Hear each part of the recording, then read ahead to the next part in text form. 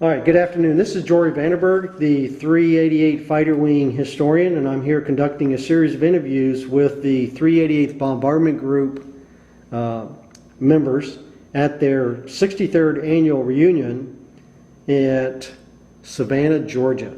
Today is 31 August 2012, and I'm currently conducting an interview of the following individual. I'm Tom Dennis.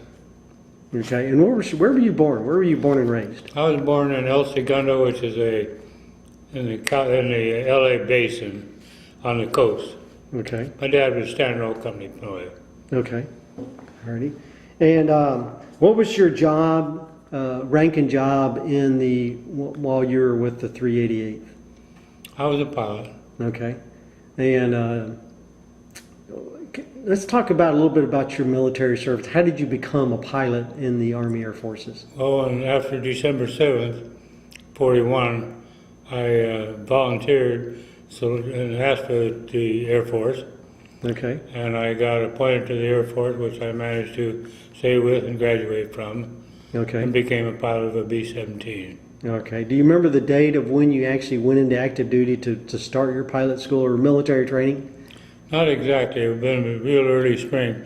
I signed up in probably January. Okay. But they put me on a furlough. I was in the Air Force, but I was a buck private at that time. Okay. And I received my paycheck by mail. And it was probably 2 or 3 months before I actually was called up. Okay. Were you in college at the time, or you finished college already? No, I was working at the time. Okay. So you did not have a college degree? I don't know. I was only about 19 then. Okay. All right. So you applied to be an airman for the Army Air Forces in around January 42, right after Pearl Harbor. Mm-hmm. And then you were deferred. Do you remember about when you actually finally went into where you first showed up for military training? And where? Probably March or April of 42. Okay. And where did you go?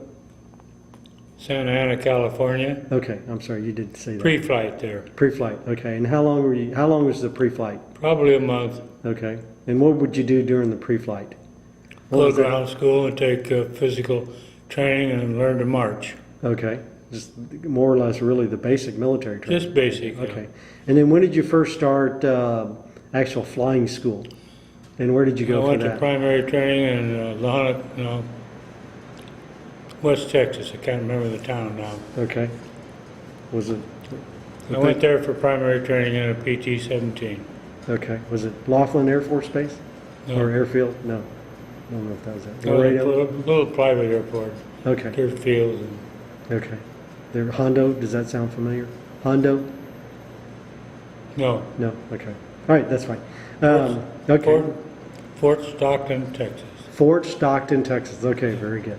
All right, yes, that's like really out in the desert part. Okay, so you went there for your primary pilot training, and how long was that again? That was probably 2 months. Okay, and then where did you go from there? You went to go basic training. Lahaina, Colorado, no. Just north of Fort Stockton, Texas. Pecos, Texas. Pecos, okay, all right. Okay, and that's where you learned your bomber training? No, that's where I got to fly BT-16. It was a single engine training plane. Okay. But it had flaps and a few things. It was a step up from the primary training. Okay, was it the Stearman? Does that sound right? Stearman was the first airplane. Okay, which is a biplane, and then Yeah. all right, okay. All right, so then you got that done, and then when did you finally get to the B-17 training? Well, next I went to Lahaina, Colorado, where I had advanced training in a twin engine. Can't remember okay. I don't remember the name of that one. We were supposed to get some special training there, but the airplanes didn't show up, so we just got our training in the usual way.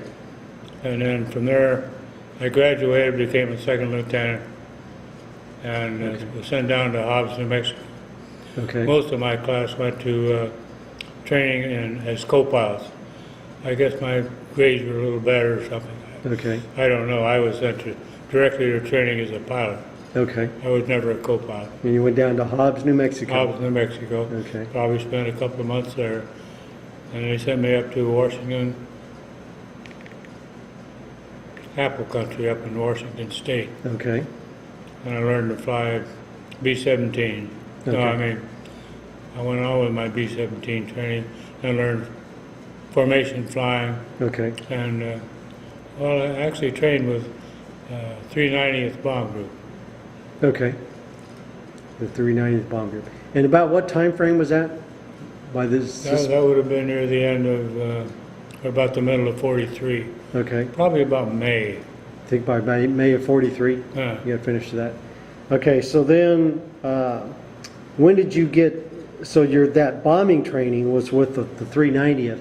When did you eventually get assigned or end up with the 388th? Did you get assigned to them before they went to Well, I went Nettishaw? overseas with the 390th, Okay, but they trained 12 crews, and they could only take 8 crews into a base. okay, So I was one of the 4 who was discharged, not discharged, but let go. okay, And I wound up in the 561st, okay, 388th Bomb Group, okay, 561st Squadron. okay. Which is the squadron, one of the squadrons of the 388. Yeah, there are 4 of them. Okay, that was one of the 4. Okay. And do you remember about what time it is you actually showed up at the 560? 538th Bomb Group. Wasn't until I got there that I was assigned to the 561st Okay, Squadron, and that was probably July. okay. July of 43? Yeah. Okay. All right. So that's pretty much at the very beginning of it. Do you remember your first combat mission that you flew on? Yes, I do. Okay. And you want to describe I what that went was to about? a little airport in France called Poit. I think it's spelled P-O-I-T. Okay. But anyway, pronounce it the way you want. Yes, sir. And I flew there. It was a very simple mission. Probably only took about 5 or 6 hours. Okay. All righty. It was pointless. There was no action. Didn't see any enemy airplane. Saw a little bit of flak. Okay. There was a simple, what they call a Milk run? milk run. Thank you. Okay, there you go. Yeah, I've kind of heard that term. The Yeah. milk runs, which are real simple, low Those are threat. the ones you look forward to. Yes, sir. Okay. And then typically when you're early, you're lucky to get those, right? Yeah. But after that, you don't get them anymore. Number 2, I went to Regensburg, way Okay. down in Austria someplace. Okay. You want to tell And me? that was a humdinger. Yes, sir. You want to tell me some details about that particular mission? We saw Regensburg? plenty of fight bombers. We met German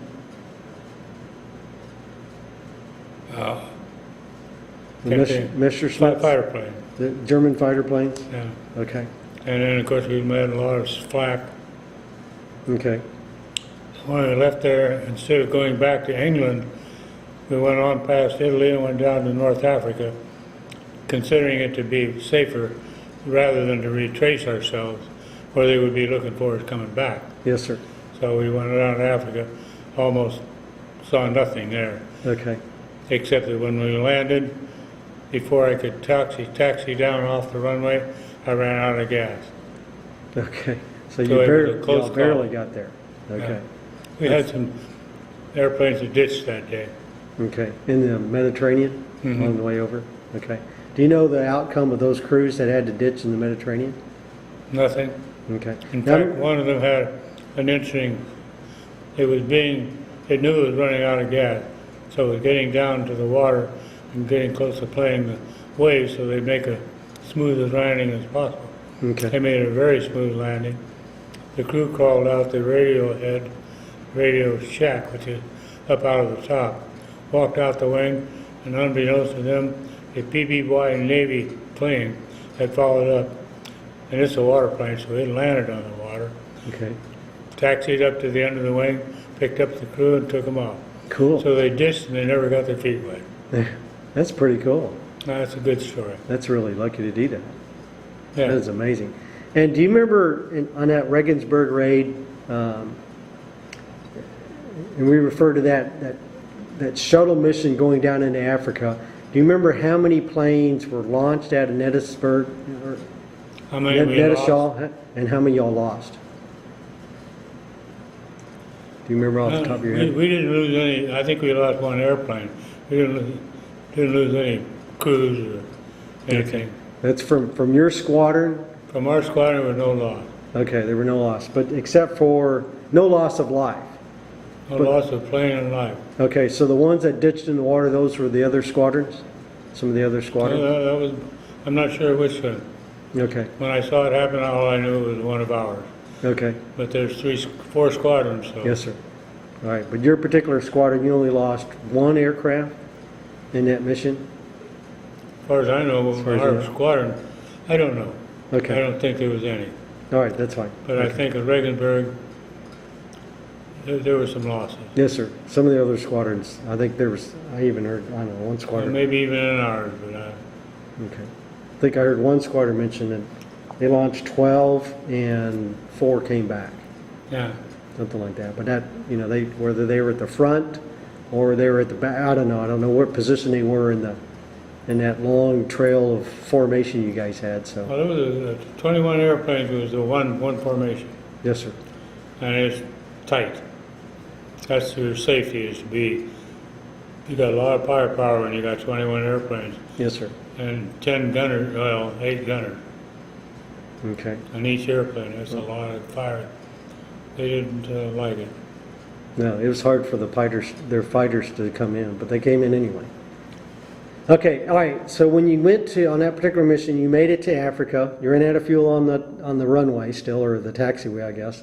And then how long were you down there before you, on the way back, did you go our back up airplane- into Germany to do another bombing raid and then, Well, the group took off, went to Bordeaux, France on the way back. Okay. And I took off on that mission, but I lost an engine before we even got out of Africa. And had to go back and land and spent a month in Africa, okay, during which time they sent me out to a rest home. So while everybody else is back fighting more, I'm lying on the beach on the Atlantic okay. and sunning myself. All right, your whole crew got to go do that? Yeah? Just lounging on the beach. Life is good, isn't it? Things work out that way Yeah, sometimes. okay. So you were stuck down there for about a month. Now, do you remember another shuttle missile mission coming in there while you were down there? No. No? Okay. All right, so then you headed back up, and so when you finally got things fixed up on your engine and you headed back, do you remember when that was? About a month later, so that would Sometime be in August, the end of August August? 17th was the mission. Okay, So it's August, September, okay. All right. latter part of September. Come back to Okay. the base. All right, the Regensburg was like August 17th. It was on August 17th. Okay, all right. And then, so you made your way back. Did you do a bombing run on the way back, or did you just? No, I was all by myself. We just brought the airplane back. Okay, and what route did you take to get back? We took off, flew up north, veered out around Portugal and Spain, flew out to sea, Okay, and then come into southwest okay, England. Landed down there. I forget what they call it. They have a name for that part of the airplane. That part of England. And spent a night there, and then we flew back to 380th Bomb Group. okay, to Nethershall. Okay, all right. So that was a nice, uneventful flight. All right. Any other significant events that occurred after that you can think of? 42 missions? Yes, sir. Yes. All right. So, yeah, explain how you ended up with 42 missions, because when y'all first went there, you needed I flew 25. my 25, Okay. and I had met this young lady who was a nurse from Altoona, Pennsylvania, and I hadn't finished courting her. Okay.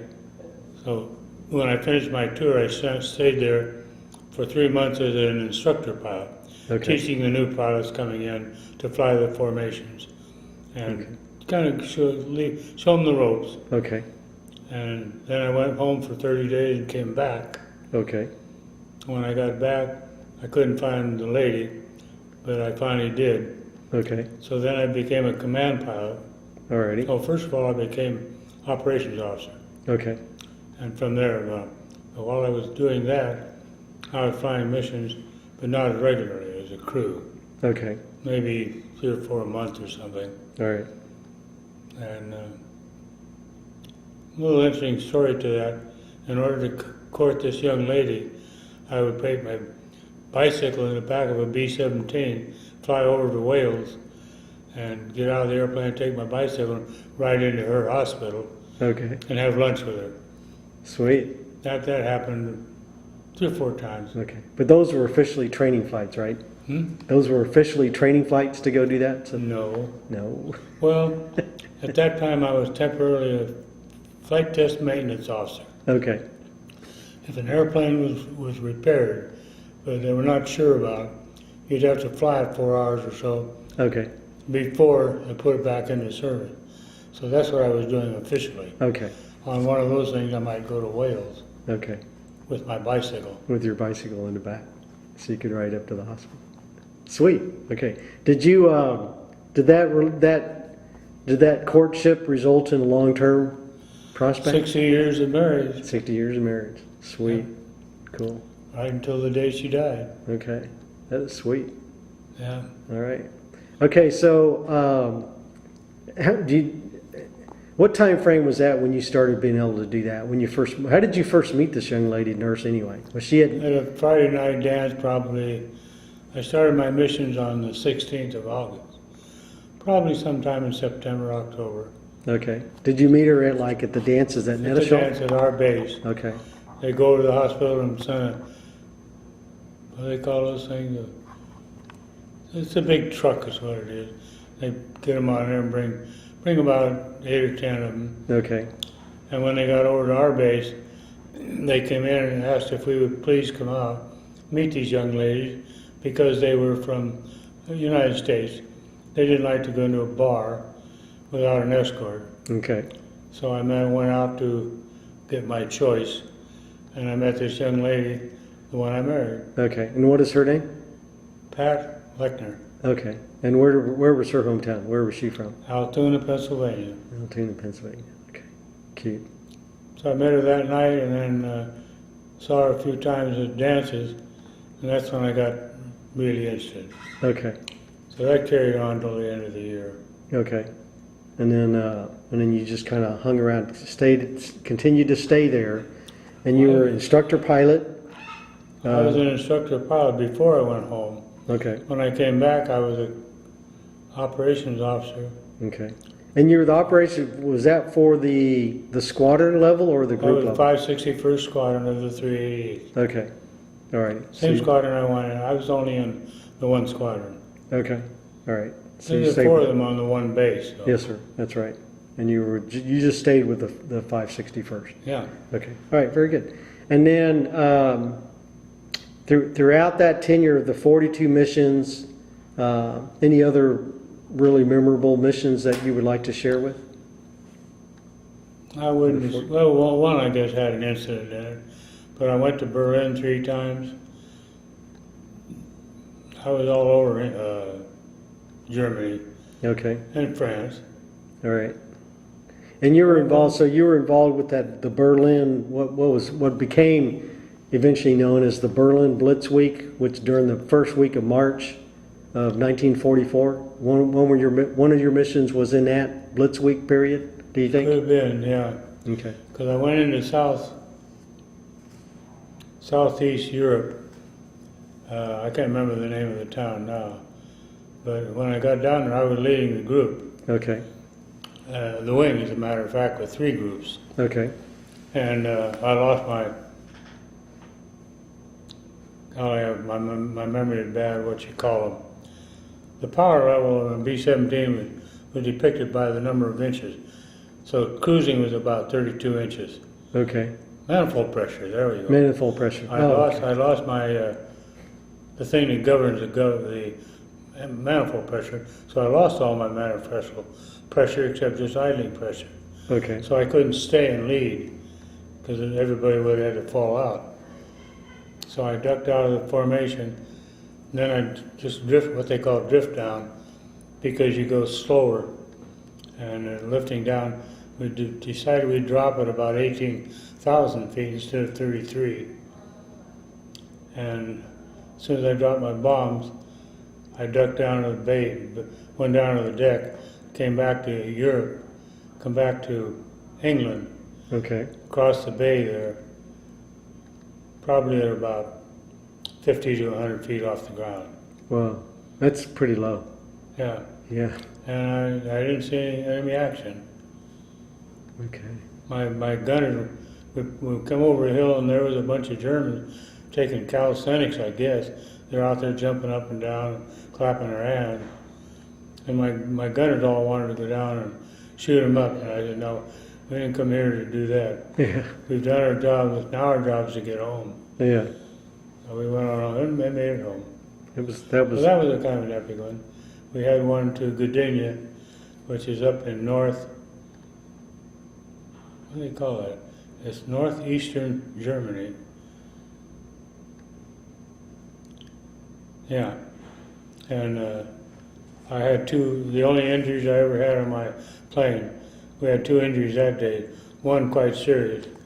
He lived to be 75 years of age, so, but that was the only serious injury in my whole crew. Okay. Let me ask you, did you get to participate in the cross-continent Poltava mission, where you ended up in Russia, where they flew all the way bombed? I was home. Okay, you were home by that time? I was on my 30-day leave before I went back. Oh, you were on leave when they did that. So that would have happened in summer of 44. Yes, sir. I think it's like in June of 44. It was after Pearl Somewhere Harbor. in that area. Okay. D-Day was what, June 6th? Yes, sir. Yeah. I was gone during that. So you're gone during all of that time. So you missed the Normandy stuff, and then you missed the Poltava. Well, let me ask you about, were you involved in Operation Aphrodite? What? Operation Aphrodite? In What any was missions? Aphrodite? That was where they packed, they were testing or trying to utilize remote control piloted bombers where they jammed them with high explosives. We had a bunch of, they would take B-17s. Yes, sir. And strip them down from everything they didn't need to get them as light as possible, and then load them up with bombs. Yes, sir. Not bombs, it's raw dynamite. Yes, sir. And take another airplane off behind them and keep them on autopilot. Okay. And as soon as they get it all set up, then the pilot of that first airplane would bail out over England. Okay. Then the other airplane would direct the first airplane into a target or someplace, and I think that was called, what do you call it? Aphrodite? Aphrodite. That might have been the Aphrodite. Yes, sir. I think that was the official name of that classified secret program. Yeah, that came from our group. Okay. Yes, sir. So maybe others, I don't know, but our group had part of it. you guys were it. I mean, the Navy contributed some people too. Hmm? The Navy contributed some people to that program also. Oh, did they? Yes, sir. You probably know more about that than I do. Well, maybe just because I've been reading about it. It was kind of secret. And Yes, sir, it was.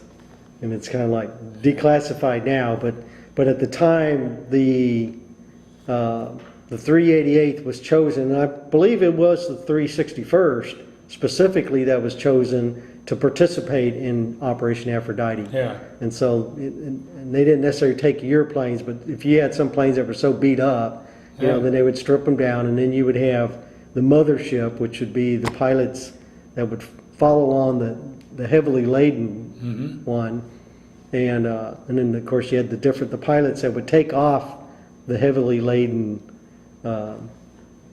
flying bomb. And he'd take it off and get it up and level it out, put it on autopilot, and then bail out. Okay, and you didn't do any of those parts. No. Did you ever do any of the Did you say what? where you took off the plane and bailed out? I didn't. We didn't do that. You didn't do that. Any of your People function? from our group would go to another base, and it's a total different operation. Yes, sir. That's right. Yeah. Okay, but did you accompany any of those missions as an observer flight or anything? Just those 2 airplanes was all in that. Okay. There might have been 2 others someplace else. I'm not sure. Okay. No, they're all at that one. They just, my understanding, they ended up with about 19 missions. Yeah. Anywhere something from like that. 14 to 19, depending on who you ask. But ultimately, I think there were 19 of them. Yeah. And I know that we were involved, and I was just wondering, how close involvement did you have with that project? Hmm? You know, like. Yeah. Okay. Go ahead. All right, so we're fine. All right, let me ask you about Oh, did we identify your crew members? What?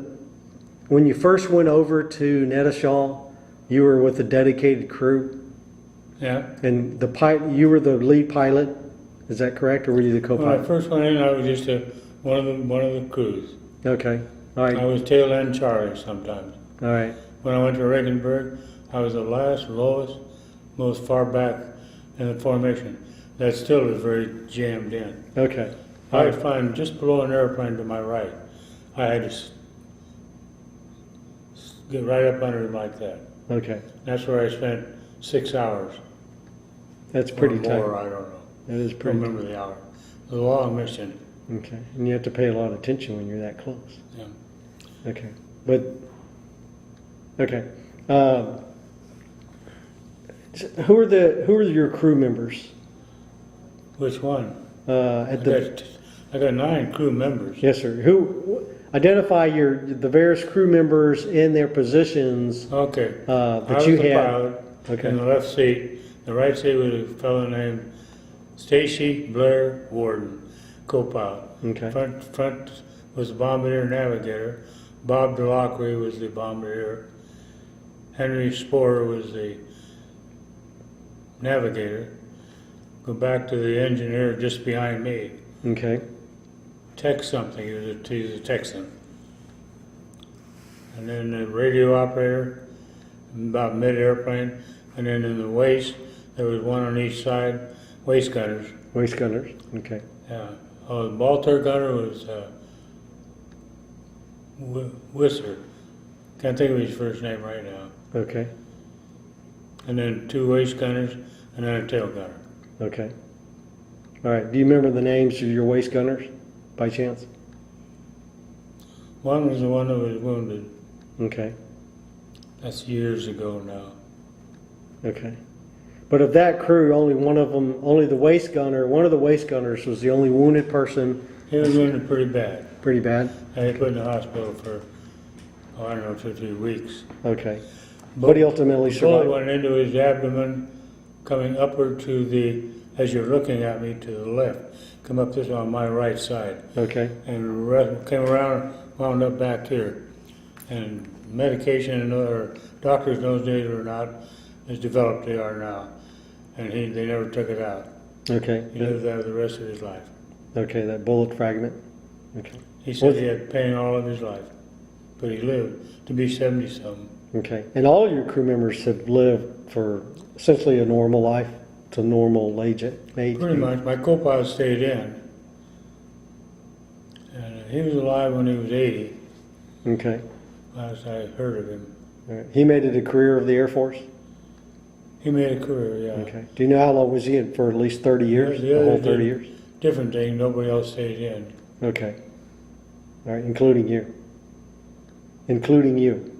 Yeah. Right. No, I didn't stay in. Okay. Well, let me ask you, after you completed your 42nd mission, do you remember what that particular mission was? Mm-hmm. Was it a milk run mission or Was it a what? a milk run mission or? I don't remember the last mission.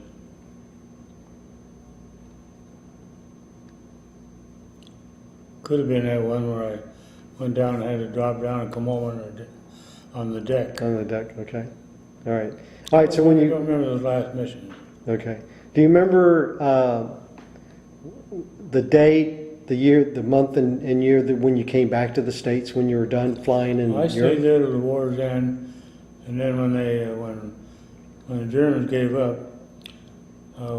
pretty shortly after that, within a month or so, I came back and was released. Okay, I went back to Altoona, Pennsylvania, where my wife had our first child. okay, And while I was there, I went down to Indiantown Gap and got released there. okay, And I don't know how that happened, but mix up, and you're supposed to get taken to your home. My home was in El Segundo, California. yeah, So they paid my gas money, and I bought a car and drove my wife and child back to California, probably. And let's see, Tom was born in July, and we were home. So okay. we were home before that. All right. So when did you marry get married? When did you get We married? got married on December 12th, 44? 44, yeah. Okay, December 12, 1944. Because I came back over there in the summer of 44 Okay, and finished our courtship and then got married. okay. And then, but she did, how long did she remain a nurse? Was she with the nurse corps for the U.S. Army? Yeah. Nurses Corps? She was in totally about a year. She came in at Okay. 43 and came home 45. Okay, after you got married, she went and came back to the States? After she got married, Yes, sir. After y'all got married in December of 44, how long did she stay in Germany before she came? almost a year, 9, 10 months. Okay, Long enough to get pregnant. And by the time she got close up, they sent her home. She okay, had the baby in July okay, 17th, okay, 45. okay. And So then, I was home probably July 10th. okay, so you were back by then. Now, when you came back, did you fly any of the bomber? Did you fly a bomber to come back? Oh no. Well, I used a bomber to get back, Yes, sir. but once we landed, that was the end of it. Okay, and you landed it in, We landed Yeah. in someplace in Massachusetts, okay. someplace up in there. All right, so you didn't take it all the way to Sioux Falls, Idaho? No, we went in someplace. Okay, Oh, yeah, I reported back in Sioux Falls. yes, sir. I had to go down to a rail station, and I was commander of the troop train, which had, I don't know, a couple hundred GIs probably. Okay, Which, by the way, a couple of them got into my. See, I had all the paperwork and everything. I was the commander of this group. okay, When I got to my stateroom, it was locked. And I had to get it opened up and threw them out so I could have my paperwork and me. yeah, Go back to Sioux Falls. Spent a couple of months there before the Japanese gave in. okay. All righty. So that was up there. When did they quit? About September of. Well, officially, the surrender was, I think, officially signed on September 2nd, but it was August 15th or something when they officially told the U.S. that they give up. That Yeah. they, So September was the final. yes, sir. September was the Yeah, final. So shortly after that, I went back to Altoona, and they sent me to Indian town Gap to Okay, be discharged, and I was just close to Altoona, okay. within an hour's drive. All righty. Now, let me ask you a question about, like I say, when you ended up at Sioux Falls, because I know officially the 388th Bombardment Group Heavy was inactivated out of Sioux Falls, Idaho. Yes, But the idea was, my understanding is that they were marshaling there to send y'all on to the Pacific. yeah. Now, were you informed at that time that you were going to cross train from the B-17 into the B-29? No, if they went to the South Pacific, I could get out, Okay. They gave you that option? which I did, but then as it turned out, we all did. Everybody did. Yeah. Okay. Everybody there. Okay. All right. Well, that's good. All right. So then, what did you do after that? You're back in Alta, California. Is that right? Altoona, Pennsylvania. Oh, I'm sorry, Altoona, Pennsylvania. We had a baby, got that car I mentioned, drove to California, where I got jobs in both Delta Airlines, not Delta. I worked for 2 airline companies. Okay. And I'm 90. My memory is shady. Yeah. No, that's okay. I worked for both those airlines, and then finally I found out that TWA was hiring. Okay. I went to work for TWA for a year, and then they laid off. They've trained 30 pilots a month for several months, Okay. and then laid off 500 of them, including me. But my sister was a receptionist at the other airline. She called me up and said, "Get over here." Yeah, that's when I went over and went to work for TWA. Okay. And then how long did you end up being a pilot for the airlines? I went with Western Airlines finally. Okay. I made a career out of it. I flew 30 years for them Okay. and had bypass surgery, and I couldn't fly anymore, so I was retired. Okay. I got a good retirement and everything, so I never went back to work. Okay. Sounds pretty good. Well, I think that's about it. Was there anything else you'd like to share with your historical record? As a My as a clever story. Yes, sir.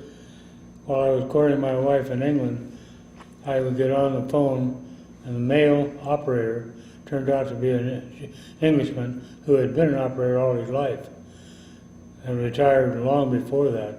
He was 90-something years old, and now he's an operator again. Well, And he told me on the phone one day, first of all, he wouldn't let you have more than 3 minutes in those days. yes, sir. War was still going on. So after a few tears, he said, "What do you two have to talk about?" I said, "We're getting married." And he said, "Oh." He said, "Let me give you some advice." He said, "I know you won't take it, but let me give it to you anyway."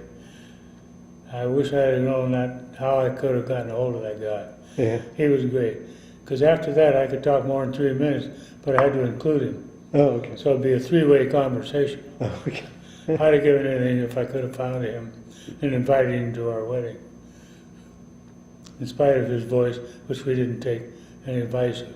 Okay. But hey, let you stay on the phone longer. That's a good story. I had a good That's story. funny. My whole life's been one good story after another. Okay. My mother and dad back in 1942 early, my mother and I were home in a blackout, and I was worried about Japanese heading for the continent. Yes, sir. Oh, and she said, "You know, you've always wanted." I was a nut on airplanes. Used to build models, build gliders, flying airplanes. Mine had to work. I didn't care about what they looked like if they flew. Okay. But I lose track of my stories. Okay. But you liked your model airplanes to look pretty sharp? Yeah. Okay. All righty. That's enough. Okay. I think that concludes our interview. Thank you very much for your cooperation in this project.